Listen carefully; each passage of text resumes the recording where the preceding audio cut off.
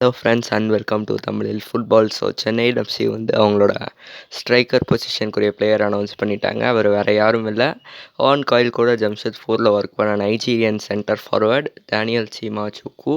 இவரை வந்து 2026 வரைக்கும், அதாவது 2 இயர் டீலில் வந்து சைன் பண்ணியிருக்காங்க.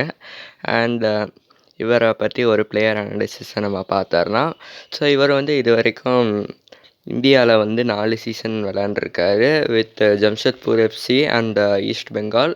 ஸோ இப்போ வரைக்கும் ஐஎஸ்எல்லில் 60 மேட்ச் விளையாண்டு 20 கோல்ஸ் அப்புறம் 5 அசிஸ்ட் கொடுத்துருக்குற இவர், அந்த 20 கோல்ஸில் 18 கோல்ஸ் வந்து வெறும் 2 சீசன்லேயே வந்திருக்கு.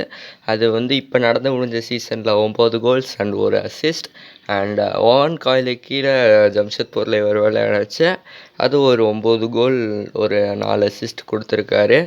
ஸோ ஓவன் காயிலுக்கு கீழே இருந்தப்போ தான் இவரோட ப்ரைம் பீரியடே வந்து இருந்திருக்கு. ஸோ மறுபடியும் இவர் ஓவன் காயிலுக்கு கீழே விளையாட போகிறாரு. கண்டிப்பாகவே வந்து நல்லா விளையாடுவாருன்றதில் டவுட்டே இல்லை. மற்ற அனாலிசிஸ்னால் இவருக்கு வந்து ஏரியல் டியூவல்ஸோட பர்சன்டேஜ் வந்து நிஜமாவே நல்லா இருக்குது அண்ட் நிறையா ஏரியல் டியூவல்ஸ் வின் பண்ணியிருக்காரு. ஸோ இவருக்கு வந்து ஒரு நல்ல அட்டாக்கிங் மிட்ஃபீல்டில் ஒரு பார்ட்னர் கிடச்சா இவரால் நிறையா கோல் ஸ்கோர் பண்ண முடியும்.